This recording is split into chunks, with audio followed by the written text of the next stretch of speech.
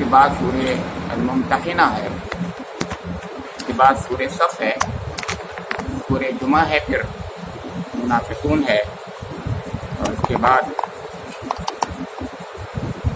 تغابن ہے۔ یہ 7 صورتیں ہوئیں۔ مجادلہ کے بعد حشر کے بعد ممتحنہ کے بعد صف کے بعد جمعہ کے بعد منافقون کے بعد تغابن۔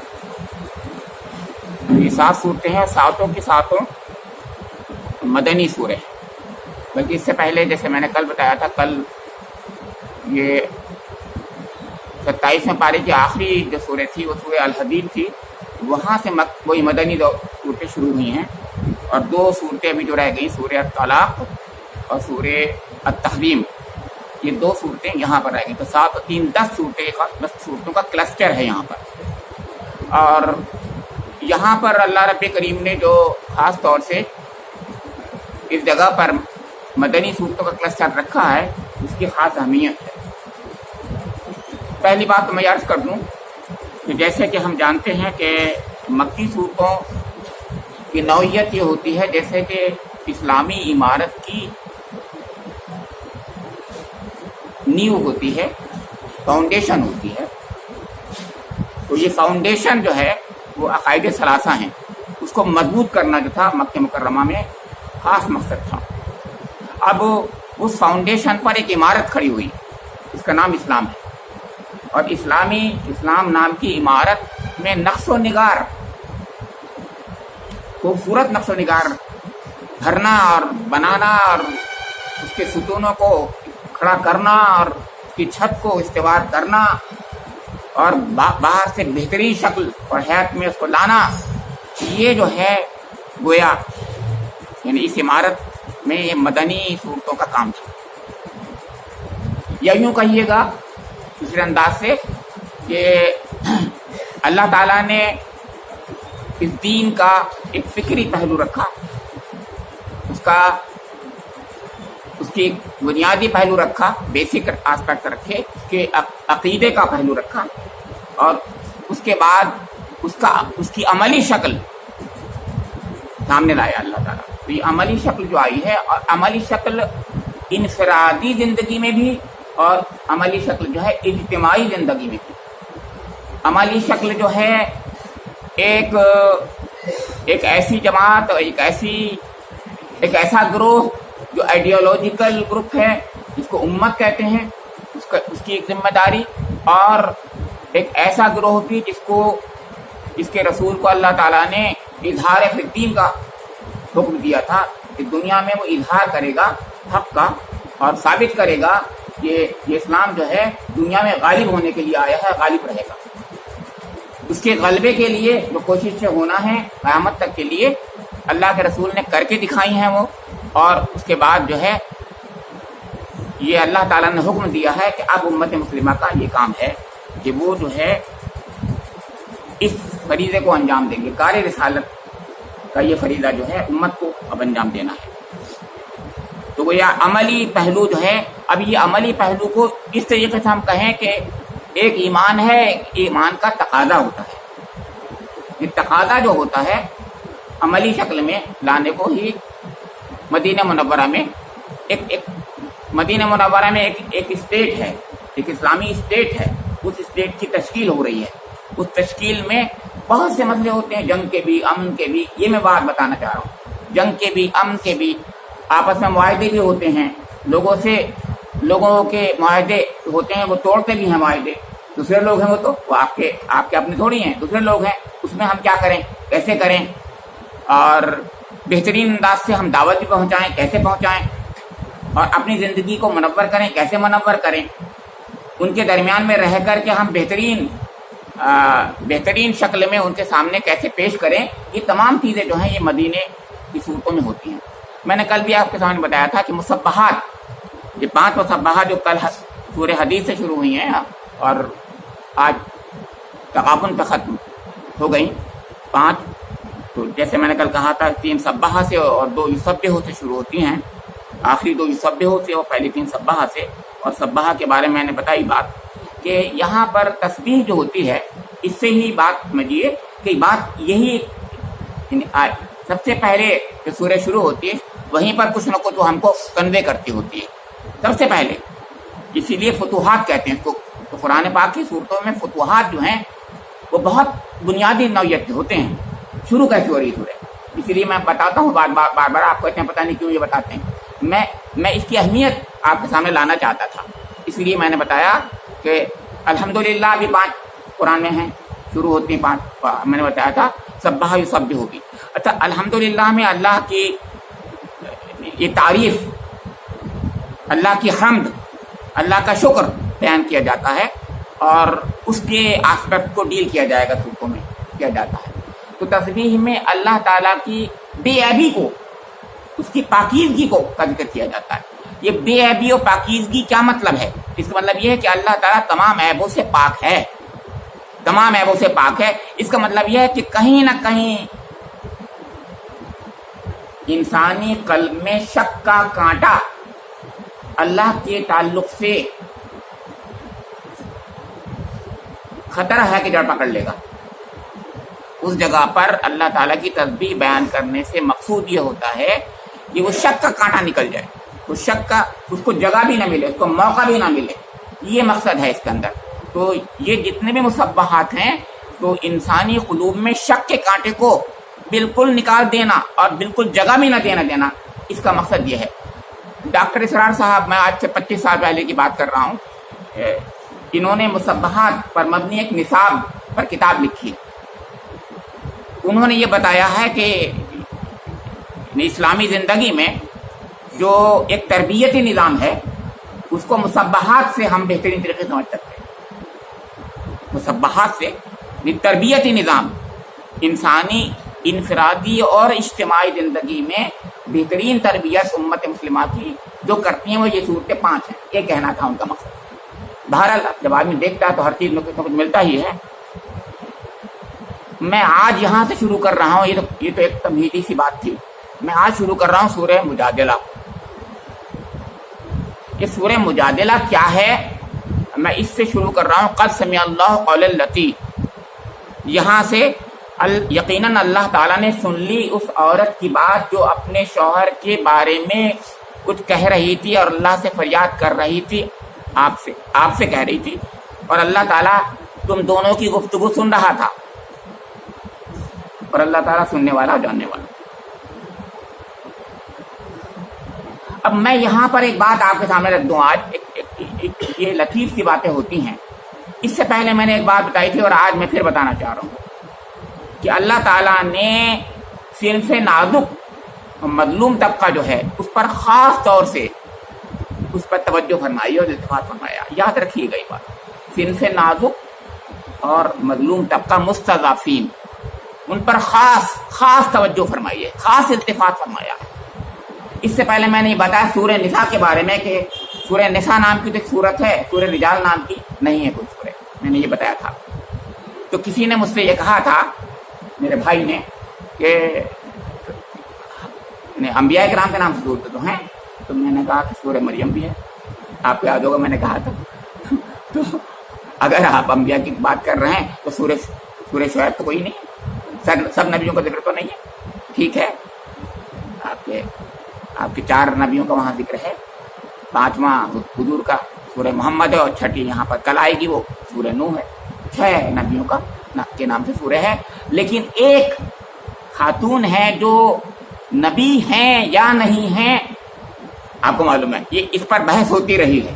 میں اس پر کوئی کمنٹ نہیں کروں گا نبی ہیں کہ نہیں ہیں. لیکن مریم علیہ السلام ہم کہتے ہیں, امت مسلمہ کے سب لوگ, اس کا مطلب یہ ہے کہ وہ اس مقام کے قریب تو ضرور ہیں کم سے کم. بات دراصل یہ نہیں ہے کہ وہ ہیں کہ نہیں ہیں. بات یہ کہ اللہ تعالیٰ نے خود قرآن میں یہ کہا ہے کہ ہم نے رسولوں کو سب کو مرد بنایا, کیونکہ مرد کی ایک ذمہ داری ہوتی, باہر جاتا ہے وہ, اور باہر جا کر کار رسالت انجام دینا ہے. کار رسالت انجام دینا ہے, بڑی ذمہ داری ہے. تو اس لیے ان کو وہ ذمہ داری تو نہیں دی گئی. عورتوں کو, خاتون کو رسول تو نہیں بنایا گیا, لیکن ہاں نبی کے بارے میں ان کو اس درجے تک ضرور اللہ تعالیٰ نے پہنچایا. ان کے نام سے ایک سورہ ہے ان کا خاص التفات ہے جیسے نساء کا التفات ہے. اب میں تیسری بات کہہ رہا ہوں، آج کہہ رہا ہوں، یہ جو ہے سورہ مجادلہ ایک خاتون کے کہنے پر اللہ رب کریم نے آسمان پر ان کی سنی، مرد کے بارے میں نہیں ہے کوئی. پھر میں آپ سے یہ بات کہنا چاہ رہا ہوں کہ مرد کی کسی کی بات نہیں آئی کہ اللہ تعالیٰ نے اس مرد کی جو ہے وہاں آسمان پہ سنی، سمجھے آپ کے، بلکہ وہاں اس کے برخلاف ایک بات ہے، آپ کو معلوم ہے کہ حضرت زید نے جو طلاق دے دی تھی تو اللہ تعالیٰ نے حضور نبی اکرم محمد مصطفیٰ صلی اللہ علیہ وسلم کی خواہش بظاہر ڈر، ایک خوف، ایک اس زمانے کے حالات کی روشنی میں آپ گھبرائے ہوئے تھے، آپ نے اللہ تعالیٰ نے خاص طور سے اس کے برخلاف ایک فیصلہ کیا اور حضور نبی اکرم کا نکاح حضرت زینب سے کیا. اور آپ پوچھیں گے یہاں پر بھی ایک عورت کے ہی کی خاطر اللہ رب کریم نے ایک کام کیا، اپنے حبیب کی ایک سوچیے گھبراہٹ کے باوجود وہ فیصلہ کیا کہ زینب سے نکاح آپ کو کرنا ہے. ہمیں معلوم ہے آپ ڈر رہے ہیں، یہ تو کہہ دیا قرآن نے، ہمیں معلوم ہے آپ یہاں پر جو ہے وہ اس سے گھبرا رہے ہیں ان چیزوں سے، تو آپ کو نہیں گھبرانا چاہیے. تو کس کی خاطر کیا ہے سب کچھ؟ ایک خاتون کی خاطر، حضرت زینب بنت جحش. تو وہاں بھی ایک خاتون کا معاملہ ہے. میں آج یہ باتیں کچھ بتانا چاہ رہا ہوں آپ کو. لوگ جو ہیں کیونکہ بہت اعتراض کرتے ہیں اسلام پر، اتنے اعتراضات کرتے ہیں اور ہم لوگ جو ہیں بالکل ڈیفینسو ہو جاتے ہیں. آپ کو معلوم ہوگا قرآن کو تو آپ نہیں ہوں گے ڈیفینسو، آپ کہیں گے غلط کہہ رہے ہو تم، بالکل غلط کہہ رہے ہو. میں اس لیے بتا، آج کی بات بھی ایسے ہی ہے. ان کے شوہر نے، یہ خولہ بنت ثعلبہ ہیں، ان کے شوہر جو ہیں وہ بوڑھے سے ہو گئے، بوڑھے دونوں ہیں، میاں بیوی دونوں بوڑھے ہیں. بڑھاپے میں ہم لوگوں کا بھی دماغ جو ہے وہ ہو جاتا ہے نا، سٹیا جاتے ہیں ہم لوگ، کبھی سٹیا جاتے ہیں، 60 سال کے بعد سٹیا ہی جاتے ہیں. تو جب سٹیا گئے وہ بھی بیچارے اوف بن صامت انصاری ہیں، بچے چھوٹے چھوٹے تھے ان کے کسی بات پر بیوی سے ناراض ہو گئے اور یہ کہہ دیا کہ انت علیہ کا ظہر امی، یہ زہار کہتے ہیں اس کو، زہار ہے یہ، زہار کہتے ہیں کہ تیری پیٹھ میری ماں کی پیٹھ کی طرح ہے، یا تو میری ماں کی پیٹھ کی طرح ہے. تو ماں جب ماں بن گئی وہ تو ہمیشہ ہمیشہ کے لیے وہ چلی جائے گی، آپ سے جدا ہو جائے گی. کیونکہ اس میں یہ طلاق مغلظہ ہے ہی نہیں بلکہ اس سے بھی زیادہ ہے چوکاٹ. کیونکہ طلاق تو اس کے لیے تو آپ دوبارہ سے کوئی طریقہ ہے، آپ کو پتا ہے کہ اگر طلاق مغلظہ بھی ہو جائے تب بھی اس کا طریقہ ہے. اسی کو حلالہ لوگ کہنے لگے ہیں، لیکن بہرحال حلالہ نہیں مطلب اس کا ایک طریقہ ہے، کسی اور سے شادی کر لے تو وہ جائز ہوئے. لیکن یہاں پر کوئی گنجائش نہیں ہے، یہاں کوئی گنجائش نہیں ہے، یاد رکھیے گا. تو اب وہ یہی کہہ رہی ہیں بیچاری، ان چھوٹے بچوں کا کیا ہوگا یا رسول اللہ، ان چھوٹے بچوں کا کیا ہوگا. حضور کہہ رہے ہیں کہ نہ، حکم تو وہی ہے کہ اظہار کر لیا تو ہمیشہ ہمیشہ کے لیے جدائی ہو گئی. مگر وہ بار بار فریاد کر رہے ہیں، اللہ سے فریاد کر رہی ہیں، حضور سے تکرار کر رہی ہیں. گویا تجادل لفظ آ رہا قرآن میں، تجادل جدال سے آتا ہے، لیکن بہرحال وہ جدال کیا، اللہ کے رسول سے جدال کیا کریں گی. لیکن بہرحال انداز یہی ہے، کسی ایک عورت خاص طور سے جو انداز ہوتا ہے وہ نفسیات پہ غور کیجیے، وہی ہے. تو اللہ تعالیٰ نے آسمان پر فیصلے کیے اور وہ فیصلہ یہ تھا کہ ٹھیک ہے، ایک ہے اس کا طریقہ. وہ طریقہ یہ ہے کہ اس کا کفارہ دے دو، اور کفارہ بڑا تھا تو غلام کو آزاد کرو، یا 60 روزے رکھو، یا پے در پے، یا 60 مسکینوں کو کھانا کھلاؤ. سمجھ آپ کے. اب سوچیے آپ، تو وہ یہ کہہ رہی ہیں کہ یہ بھی میرے شوہر کر نہیں سکتے، وہ تو غریب ہیں، وہ بہت کمزور ہیں، وہ تو ایک وقت بھی اگر ان کو نہیں کھانا ملے تو پریشان ہو جاتے ہیں. تو وہ بغیر مطلب ایسے نہیں کر سکتے کہ روزانہ روزہ رکھ لیں. روزہ رمضان میں تو رکھتے ہیں لیکن پے در پے روزے رکھنا ان کے لیے نہیں ہو پائے گا. اب ہر بار وہ ان کے لیے لڑ رہی ہیں پھر کہ نہیں وہ یہ بھی نہیں کر سکتے، مسکین کو کھانا کھلا دو، وہ غریب ہیں، وہ خود ہی بہت غریب ہیں، وہ بھی یہ بھی نہیں کر سکتے. یہ حضور نبی اکرم سے کہہ رہی ہیں. تو اللہ کے رسول مسکرائے اور کہنے لگے بھائی ہم دیں گے، چلو وہ سب کفارہ ہم ادا کر دیں گے. اب بہت ٹھیک ہے. یہ اب اس سے اندازہ لگائیے ایک عورت کو کا کیا مقام اسلام دے رہا ہے، کیا مقام دیتا ہے. کیوں نہیں سمجھتے ہم لوگ یہ بات؟ کیوں ہم جو ہے سر جھکا لیتے ہیں جب وہ کہتے ہیں نالائق ویسٹ کے لوگ ہم سے یہ کہتے ہیں کہ برابر کا حق نہیں دیتے؟ میں کہتا ہوں ان سے زیادہ حق دیتے ہیں جتنا حق ان کا. تم ہو کہاں؟ उतना बड़ा हक कोई नहीं दे सकता, ये दे ही नहीं सकते। यही क्या जाने जो जंगल में रहने वाले थे, डार्क एजेस में रह करके इन्होंने, इस्लाम जब आया तो सीखे कुछ तहजीब, उनको उस जमाने में आई कि इस्लाम ने सिखाई उनको तहजीब, वो कुछ नहीं जानते थे। और आज अपने को जाने क्या समझते हैं, और हम जो है सर झुका के सुन लेते हैं उनकी बातें, क्योंकि दुनिया में आज उनके पास टेक्नोलॉजिकल पावर है, बस और कुछ नहीं है। यही तो है ना, और क्या बताइए, हम पीछे हो गए हैं, ये वजह है। खैर, तो फिर जो है साहब इसके अंदर बड़े बड़े वाकयात होते हैं। एक मैंने बताया कि इमारत है, इमारत में यह है कि अल्लाह का रसूल उनके दरमियान में मौजूद है, और मजलिसें होती हैं, मजलिस में लोग जो है मुनाफिक भी हैं, सब लोग आते हैं।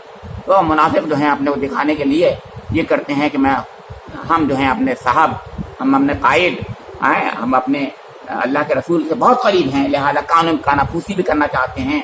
और वो लोग जो हैं मस्जिद में आकर के हुजूर के बिल्कुल करीब आना चाहते हैं, फान के आ जाते हैं, करीब बैठना चाहते हैं। देख रहे हैं आप, तो अल्लाह ताला ने तमाम आदाब बताए।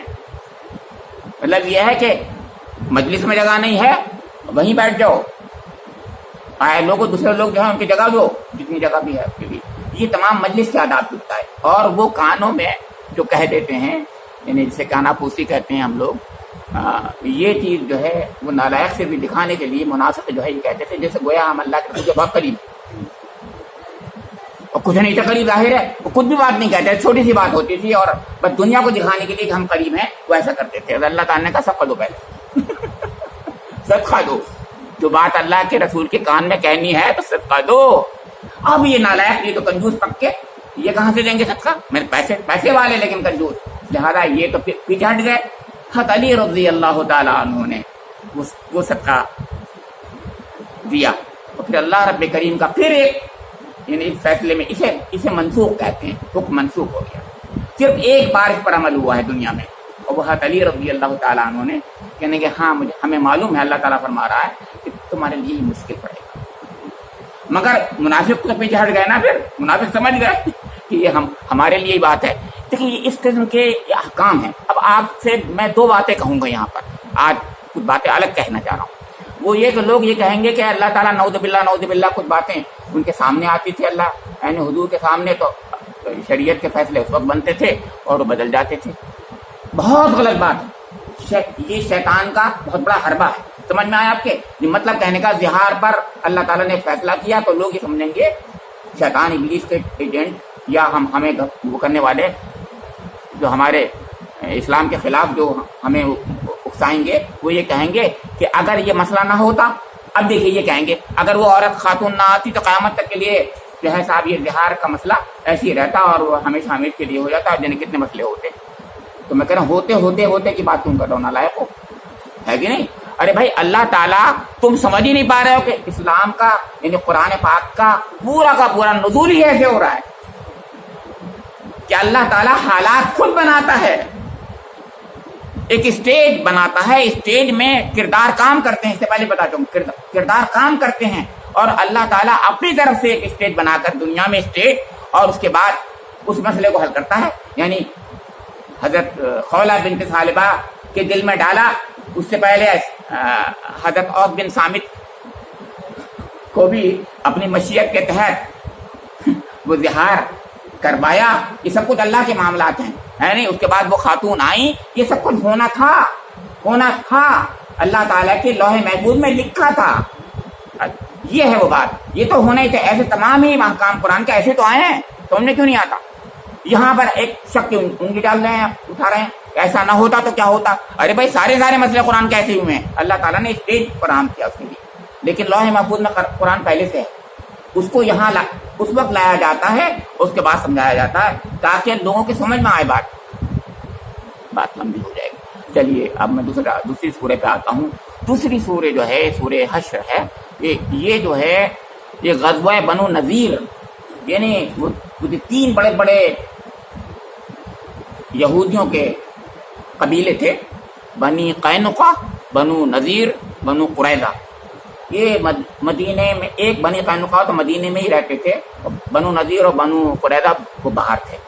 ये बनी कैनुका तो बिल्कुल पहले ही से उनको निकाल दिया गया, क्योंकि उन्होंने गद्दारी की, तो उनको पहले निकाल दिया। उसके बाद ये बनु नज़ीर हैं, ये सन 4 हिजरी में ग़ज़वा उहद के बाद इन्होंने नालायकी शुरू कर दी। تو اچھا ایسا ہے، مطلب دیکھا کہ مطلب شکست بھی بظاہر ہو جاتی ہے ان لوگوں کو، تو انہوں نے بہت غلط ان کی حرکت کی، یہاں تک کہ حضور نبی اکرم صلی اللہ علیہ وسلم کو قتل کرنے کی سازش کر دی جی۔ تو وہ معلوم ہو گیا اللہ کے رسول کو، تو اب اللہ کے رسول کو معلوم ہو گیا والی بات میں آگے کروں گا، بتاؤں گا آپ کو کہ ہم کبھی کبھی ان چیزوں کو بالکل دنیاوی پہلو سے لیا کرتے ہیں، میں اس کو بھی آگے بتاؤں گا آپ کو، وہ بتاؤں گا آپ کو سورہ ممتحنہ میں، اگلی سورہ ہے، یہاں اتنی بات بتاؤں گا کہ ان کو اللہ تعالیٰ نے اللہ کے رسول نے الٹیمیٹم دیا، اور اس کے بعد جو ہے ان کو جلا وطن کر دیا گیا۔ اس سورہ کے اندر جو ہے، اس سورہ کے اندر بہت سی باتیں ہیں، لیکن یہ میں نے بتایا اس کا ایک بنیادی پہلو یہ ہے، یہ تو سورہ حشر ہے، اور سورہ حشر تو بہت پیاری آیتیں آپ کو معلوم ہے، توحید کی بہترین انداز سے آپ اس کے اندر ریپرزنٹیشن ہے، نمائندگی ہے۔ یا ایھا الذین آمنوا اتقوا اللہ بل تنظر نفس ما قدمت لغد واتقوا اللہ ان اللہ خبیر بما تعملون ولا تکونوا کالذین نسوا اللہ فانساهم انفسهم اولئک هم الفاسقون۔ اور پھر هو اللہ الذی لا الہ الا هو عالم الغیب والشہادۃ۔ توحید مدنی سورہ ہے، توحید کا اس انداز سے پیش کرنا کہ بالکل عجیب انداز ہے، تو یہ مت سمجھا کریں کہ مدنی صورتوں میں جو ہے عقیدے نہیں آتے، عقیدے ایسے ویسے نہیں، بہت پیارے انداز میں آتے ہیں۔ تو اللہ کے رسول نے فرمایا بھی ہے کہ جو شخص ان آیتوں کو، آخری آیت جو سورہ حشر کی، رات کو پڑھ کر سو جائے گا تو صبح تک انتقال ہو جائے گا، تو توحید کی حالت میں، ایمان کی حالت میں اس کا خاتمہ ہوگا، اور صبح کو پڑھ لے گا فجر کے وقت میں، شام تک اس کا انتقال ہو جائے گا، توحید کی حالت میں، اللہ ایمان کی حالت میں اس کا وہ ہوگا، مانا جائے گا اللہ تعالیٰ کے یہاں۔ یہ وہ آیتیں تھیں۔ اگلی میں سورت کے بارے میں بتا کر کے بات ختم کروں گا، کیونکہ مجھے لگ رہا ہے زیادہ میں کچھ کہہ گیا آج۔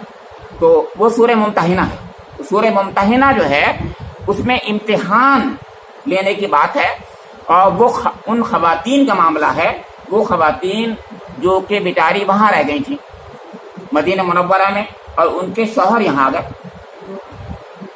وہ وہاں پھنسی رہ گئی،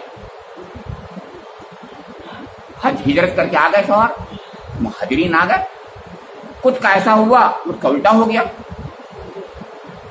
لیکن وہ یہی رہا تھا کہ مرد ہی آ گئے، آپ کو پتہ ہے ہجرت کرنے میں، عورت جو تھی وہ ظاہر بیچاری مکے میں رہ گئی۔ اب وہ کسی طریقے سے جب یہ وہ ہوا، صلح حدیبیہ جب ہوئی، اور صلح حدیبیہ کے بعد میں موقع مل گیا ان کو، وہ یہاں آئی، تو اب یہ ہوا، سوال پیدا ہوا کہ یہ جو اس کی شرط تھی، ایک بہت خراب ترین شرط، کہ ان میں سے کوئی بھی مرد وہاں سے آئے گا مدینہ منورہ کو واپس کر دیا جائے گا، اور ہے کہ نہیں، اور جو یہاں سے جائے گا مدینہ منورہ سے وہاں پر، تو اس کو واپس نہیں کیا جائے گا۔ اسی پر تو حضرت عمر بہت ناراض ہوئے اور بہت پریشان تھے کہ یہ ہم دب کر ہم نے کیوں وہ کی ہے، ہم نے دب کر صلح کیوں کی ہے، شکست ہے ایک تو ہماری، دب پر ناراض تھے زیادہ۔ ایک دوسری شرط تھی، وہ یہ تھی کہ اس سال نہیں کریں گے آپ عمرہ، اگلے سال کرنا ہے، یہ دوسری چیز تھی۔ تو دو باتوں پر حضرت عمر اور دوسرے صحابہ کرام بہت پریشان تھے کہ یہ تو دب کر ہو رہا ہے۔ اس میں ایک بات ہی بتا دوں گا، بہت پیاری سی بات ہے، اسے کہتے ہیں صاحب معاہدہ جو لکھا گیا تھا، تو اس معاہدے کی جو لینگویج تھی، اس لینگویج میں یہ لفظ تھا جو عربی میں رجل اور نساء کا لفظ ہوتا ہے، تو وہ رجل کا لفظ لکھا تھا، انہوں نے لکھوایا تھا خود ہی، کیونکہ وہ ان کی طرف سے لکھوایا جا رہا تھا نا پورا معاہدہ، تو وہ خود لکھا تھا۔ اب یہاں سے خواتین گئیں جب، اب ان میں سے انہوں نے کہا واپس کرو، تو حضور نے کہا نا، دیکھو معاہدے میں خواتین کے لیے نہیں ہے، یہ اسے کہتے ہیں آپ لینگویج پہ، میں نے بتایا وہ آپ کو، میں نے اس دن بتایا تھا کہ سورہ روم کے اندر جو میں نے بتایا تھا کہ ود ان 10 years ہے کہ نہیں، حضور نے کہا تھا کہ نہیں، بالکل جو لفظ ہے فی بضع سنین، تو بضع کا مطلب یہ ہوتا ہے کہ قرآن پاک جسے کہ دانتوں سے پکڑ کر اللہ کا رسول ہمیں سکھاتا ہے، یہ میں بتانا چاہ رہا ہوں، دانتوں سے پکڑیے قرآن کو، دانتوں سے پکڑیے، بالکل جیسے ہے منوانے سے پڑھ لیجیے، وہاں رجل ہے تو رجل ہے، وہاں پہ بضع سنین ہے تو بضع سنین ہے۔ ہم لوگ تو بس اپنے پتہ نہیں کیسے قرآن پڑھتے ہیں، اب تو معنی نہیں سمجھتے، معنی سمجھتے ہیں تو پھر بالکل بہت ہی شیلو شکل میں قرآن کو دیکھا کرتے ہیں۔ قرآن پاک کو یہ سکھا رہے ہیں اللہ کے رسول ہمارے۔ پھر ان کا کہا کہ ان سے بیعت لے لیا کرو، بیعت، اللہ کا رسول بیٹھے ہو، چوری نہیں کریں گے، زنا نہیں کریں گے، یہ نہیں کریں گے، وہ کہیں گے، فلاں نہیں کریں گے، بہت سی شرطیں تھیں، اور اللہ کے رسول کے اندر بیعت کیا کرتے تھے ان سے۔ لیکن یہ ایک قصہ جو ہے، یہ شروع جہاں سے ہوا ہے، یہ شروع ہوا الذین آمنوا لا تخذوا عدوی وعدوکم اولیاء، یہ آیت پہلی یہی ہے، اے ایمان لانے والو تم جو ہے کسی بھی اللہ کے دشمن اور اپنے دشمن کو اولیاء مت بناؤ، دوست۔ اب قصہ کیا تھا؟ یہ بھی بہت بنیادی نوعیت کی چیز ہے جس کو میں بتانا چاہ رہا ہوں، اور بات یہ تھی کہ اللہ کے رسول نے جب یہ فیصلہ کیا کہ فتح مکہ کے لیے مطلب کوچ کرنا ہے، جانا ہے، مکے کو فتح کرنا ہے، یوں کہنا چاہیے، ہے نا۔ اور فتح کیوں کرنا ہے؟ اس لیے کرنا ہے کہ جو معاہدہ انہوں نے کیا تھا وہی انہوں نے توڑ دیا، خود توڑا انہوں نے۔ جب انہوں نے خود توڑ دیا اور ان کو معلوم ہے توڑ دیا، آخر میں سب سے آخر میں ابو سفیان، اب میں رضی اللہ تعالیٰ عنہ کہہ دوں، پہلے جب اس وقت تک نہیں تھے وہ، تو وہ اپنی بیٹی کے پاس ام حبیبہ کو حضور کی زوجہ مبارک تھی اور ہماری ام المومنین، تو ام المومنین حضرت ام حبیبہ ہجرت کری ہیں، یا وہاں سے آئی ہیں، حبشہ سے آئی ہیں، تو وہ بیٹی ہیں، لیکن وہ جب آئے ہیں تو انہوں نے بستر پلٹ دیا، یعنی بیٹی یہ کیا ہوا، یعنی یہ اللہ کے رسول کا بستر ہے اور تو ناپاک ہے۔ یہ سوچیا کہنے بیٹی تو ایسی ہو گئی کہ نا، خیر تو بہرحال تو وہ آئے تھے اس لیے معاہدہ جو ہے ہمارا رینیو کرا دو۔ حضرت علی کے بعد آئے، انہوں نے کہا کہ ان سے بات کیوں نہیں بتایا، تاکہ خون خرابہ نہ ہو، کیونکہ اگر وہاں جائیں تو جنگ ہوگی، اور جب جنگ ہوگی تو